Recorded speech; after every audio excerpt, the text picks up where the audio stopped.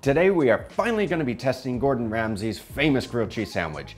And by the looks of it, with all the other cheeses that we have, we're going to be testing a few others as well to give it a fair comparison and see which one is the best. So before we get going today, guys, be sure to give this video a like and a share, and don't forget to hit the subscribe button and the bell notification so you don't miss out on any future content. Now, let's get started. So after reviewing Gordon Ramsay's video, I got a lot of requests to review this grilled cheese without bread. It's just cheese. And I was honestly thinking to myself, a grilled cheese without bread? Are you serious? Make a grilled cheese with just cheese, no bread? Yeah, I can do that. Let's make a cheese grilled cheese sandwich. So today, we're going to be trying it. Now for this recipe, you're going to be needing American cheese, or at least some type of cheese that's a really good melter. And to be honest, I didn't think it would be that difficult to find Kraft American cheese. I mean, it's easy to find in the US. You can just go to the grocery store. Here though, not so much. And it took me hours looking online and even looking at other stores around my area. And I finally found a substitute in Makedon for just a few euros. But to give you guys an idea of how expensive Kraft American cheese is here, I mean, some places are charging almost 60 euros for one pack of Kraft cheese. I mean, honestly, it's more expensive than a whole kilo of like pecorino or parmigiano reggiano, like authentic cheese.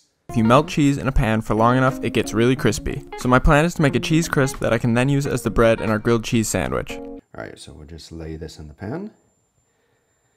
And we'll see how it does. Well, that isn't nice. This cheese doesn't have the same consistency. This was honestly really tricky to cook it all the way through without burning the cheese, but after turning it on and off a few times, I was able to get it just right. We're gonna try another cheese.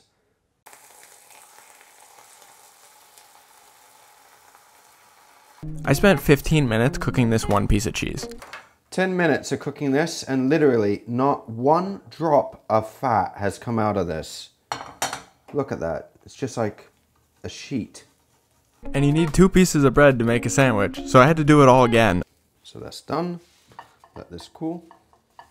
But you have to admit, that is pretty impressive, yeah? The difference between these two types of melting cheeses. Normally I would put mayonnaise on my grilled cheese, but I'm committed to the sandwich being 100% cheese, so I just put 1 slice of cheese on there and toasted it. I'm gonna take the plastic orange cheese. There we go. I'm going to layer this one on as well. Put that on the inside as well.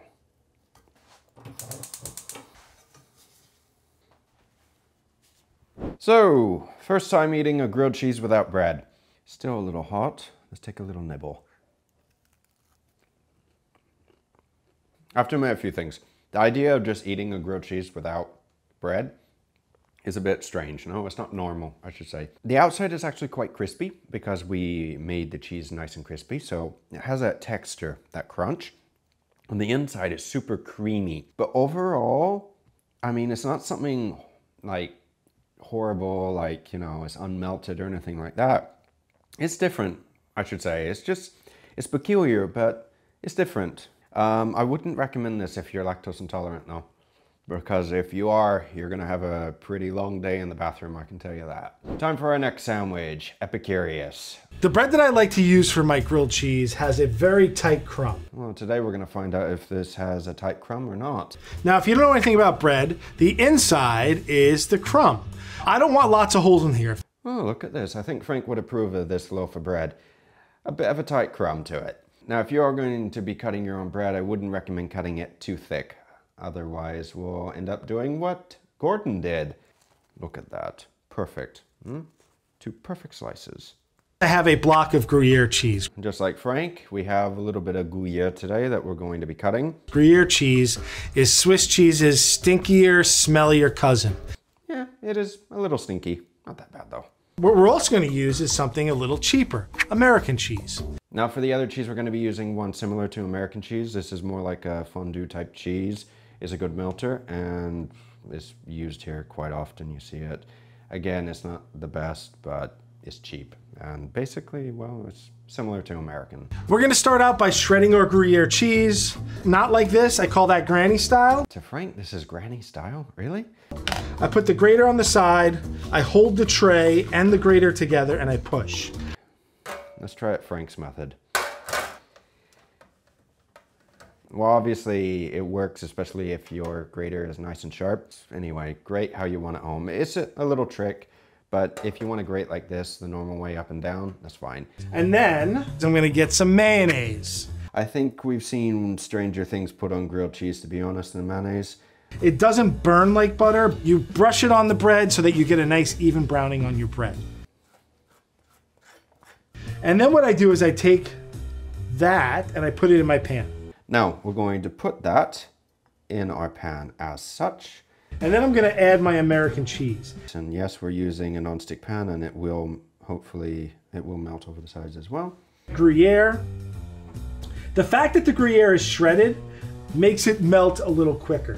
And since we're going to be cooking this on low and slow, like Frank is doing, he's right. This will melt very nicely. I like to season the inside of my sandwich with salt and pepper. Now, just like Frank, we're going to add a little bit of black pepper and a little bit of salt. And then this goes on top. Make sure that you match. Now, just like Frank, we're going to put this on top and making sure that both sides match, as you see here. Yes, they match. Very important. Ooh, look at that. Very nice. Now, the reason why the mayonnaise is working so much is because mayonnaise is made with oil, and oil is fat. So, like butter, you can get a very nice color with it. The difference being is that with the mayonnaise, you're not going to have the same flavor. Let's see, how does the other side look? Nice. Okay, time to take it off.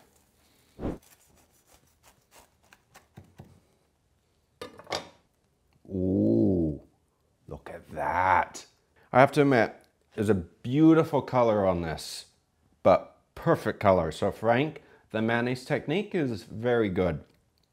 Now we'll just see how the cheese is.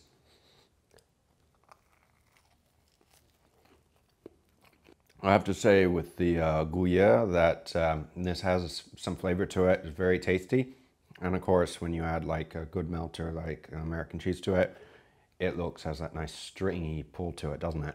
Overall, a very tasty sandwich. Very typical, classic American grilled cheese. Now for Adam's famous brioche bun smashed grilled cheese. It's a smashed hamburger bun, and it's crazy delicious. It's like a cross between a panini and a pastry. I had to go to the fancy grocery store to get brioche buns. I also went to the grocery store to try to get brioche, and well, I got some, but mine is already pre-cut. It's fine, we'll have to smash it anyway. And I'm just gonna do one slice of cheddar and a slice of Swiss. I don't like quite so much cheese, but you do you, friend. We're going to put one slice of white cheddar down like he did, and we're going to be substituting the Swiss for one slice of Havarti, which is also a good cheese to use. If you haven't tried this cheese before, give it a try if you can find it. We'll just put that lid on top, and then we'll cook. Melt a little butter in the pan.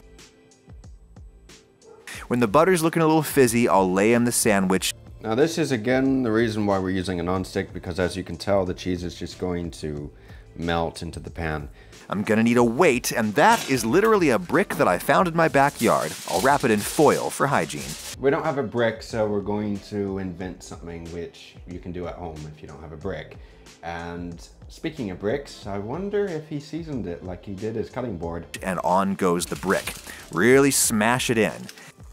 Put a plate, and put a can of tomato sauce on top. Right in the center, and that should be good. You can see the cheese melting easily there, maybe a little bit too much. It's a little difficult with the camera angle to see in, but the cheese is melting. So after a minute or two, we'll check it. I cooked it 5 minutes on the first side, probably too long, though boy, look at that gorgeous color. We're going to take this off. The plate will be hot, so you use a kitchen cloth if you need to. And ooh, that looks good already. Ooh, nice. Very nice. Then rather than using a dome, I'm just covering it back with the brick again, cooking it for another 3 minutes. Put this back on. Hot plate. And just like that. Really pretty color on both sides, super crispy. That is lovely. Now let's let this cool and we'll taste it.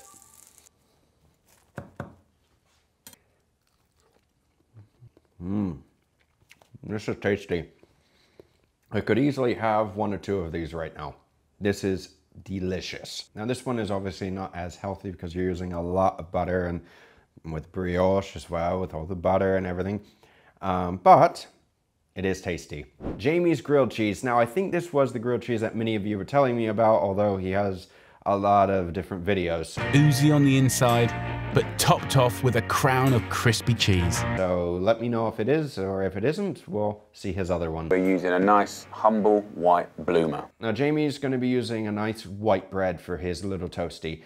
Me, I either had the option of getting pan bimbo, which is literally white bread here, and it's not my favorite. So in any case, today we're gonna be using brioche.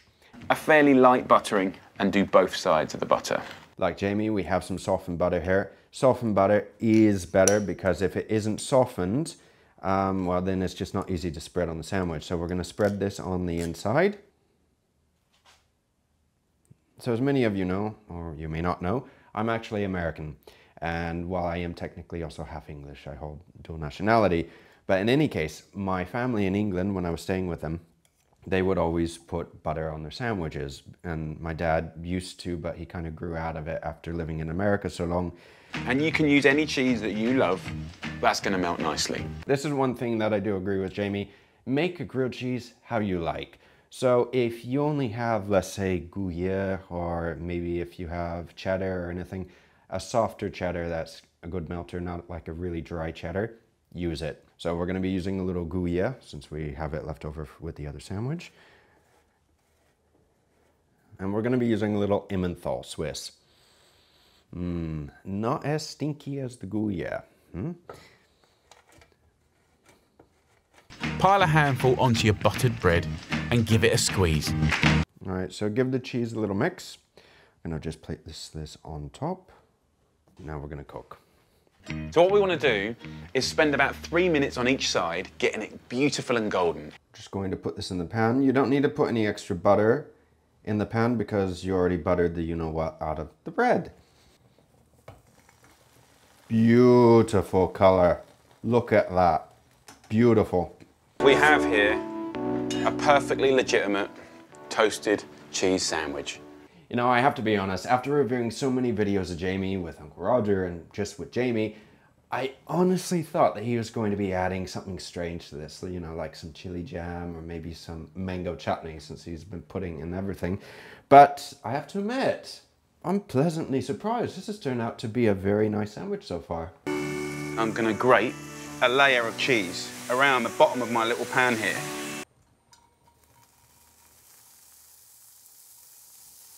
And we're gonna take this cheese sandwich and we're gonna put it bang on top.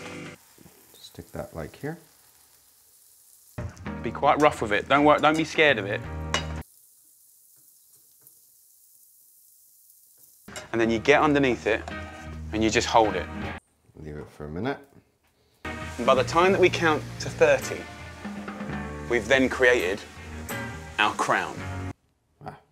Voila. And this is the moment of truth for Jamie's grilled cheese sandwich. Well, obviously it's a little different than his, how he made it, because I used brioche. I didn't use white bread like he did.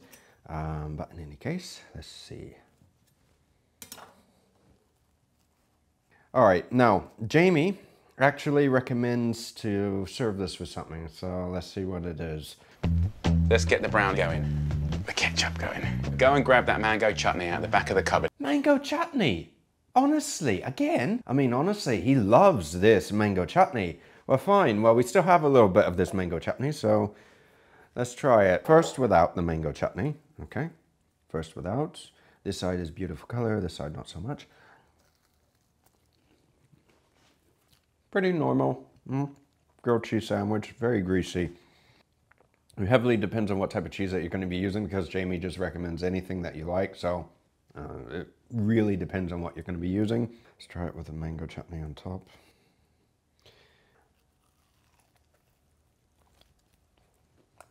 Very different. I'm not saying it's bad. Yeah, I could have another bite. It's different. I like it. But there is one thing, again, that you guys need to know about this mango chutney.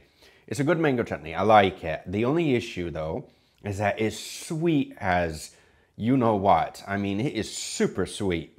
Okay, well, we'll have to maybe try another one of Jamie's recipes pretty soon, because this isn't a fail. This is a first in a while, so good. Woo! Yeah! Now for the grand finale, we're going to be remaking Gordon's famous disastrous grilled cheese. We'll be fair about it today and try to make it as closely to his as possible, and also trying to improve it when and where we can. What type of cheeses are we going to be using today? A Romano with pepperberry and Asiago.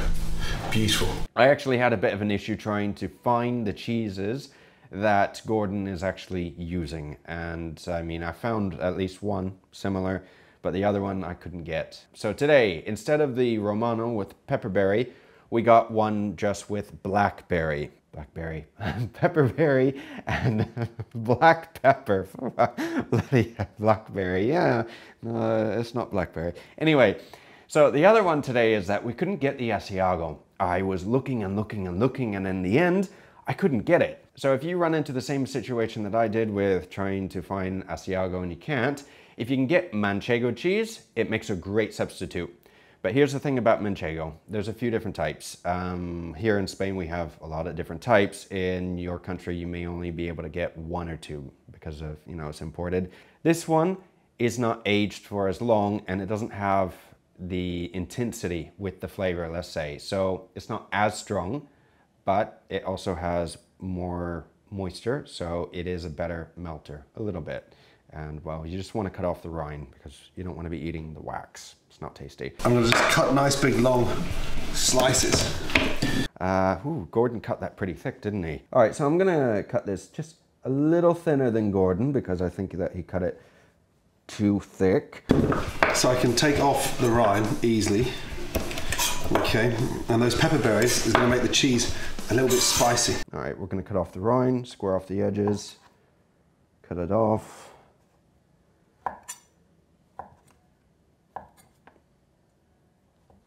With the Asiago again down. Again, Gordon cut that piece super thick. So instead of cutting like a good half-inch size piece, we're going to be cutting it a little thinner because it's just like way too thick. Otherwise, if you cut the cheese that thick, it's not going to melt. Cut off the rind. The secret behind a great grilled cheese is to make sure the bread is not too thin. Now for the really rustic loaf of bread. Look at that. The beautiful, locally baked country bread. A little bit of butter, okay? And always butter heavily on the outside. Right, so first we're going to do as Gordon, we're going to put a little bit of softened butter on the outside of our bread. And just go in half again.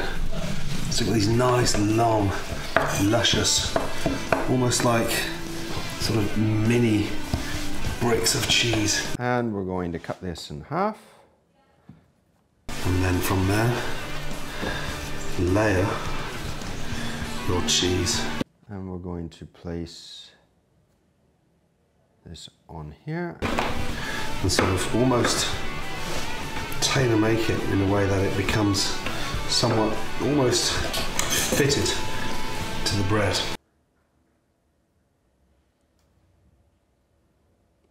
Put some more cheese there.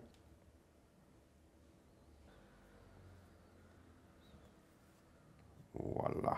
And the secret behind this grilled cheese is a little bit of kimchi. Now for the kimchi.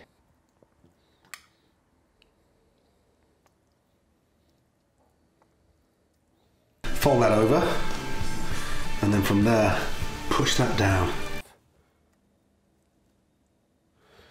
Et voila. That's a little tall, isn't it? I don't think it's gonna melt very well. We'll see. Nice and warm. Touch of olive oil in. Right, so like Gordon, we're going to be getting the temperature up in the pan. getting it high. And then we're going to be adding a little bit of olive oil to the pan. And in she goes. Now we're going to be cooking it on low heat. As she cooks, start putting some weight on there. Put a little weight on this. And on low heat as well. I'm not doing this on an open fireplace with high heat. Now comes time to get that aroma with this grilled cheese that we can't get because we're not doing it in a wood fireplace. We're gonna smoke it, so let's go. Applewood. I just need a little bit. We don't need to like smoke the house out.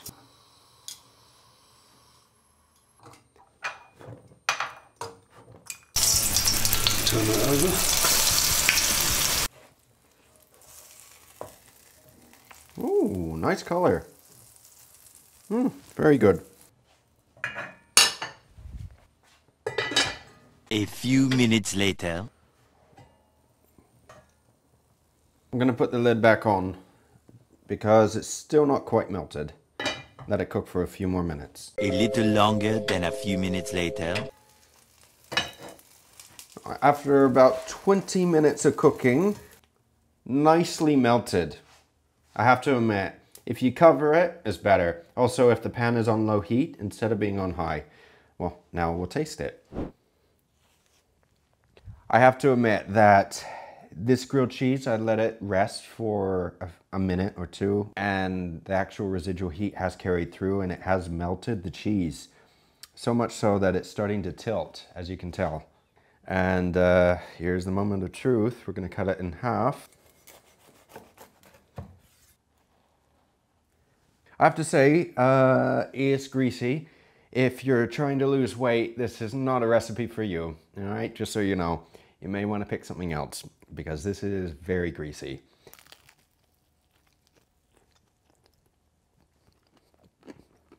It's not your typical grilled cheese because get this, yeah? Just hear me for a minute.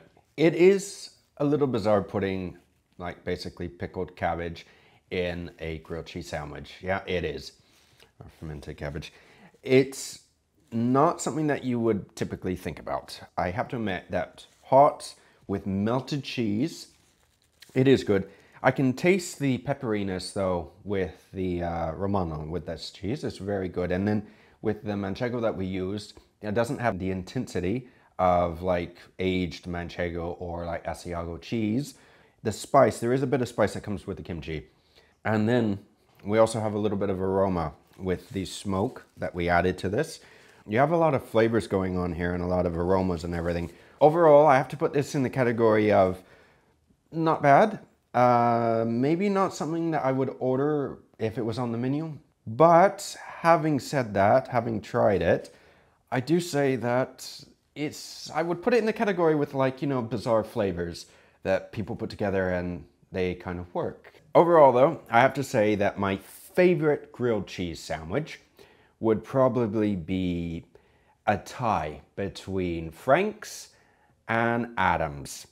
Jamie, his would have been probably a three-way tie if I had used the same bread as Frank. I have to say though that for weirdness, probably the grilled cheese without no bread is in the category as well. But Gordon's is in that category, but it's not bad if you melt the cheese, which is something that Gordon didn't do. The pan was too hot and he was using a fireplace and he got the pan like red hot before he added it to the pan. That's a big no-no. Overall, I hope you did enjoy my little like experiment of all these grilled cheeses.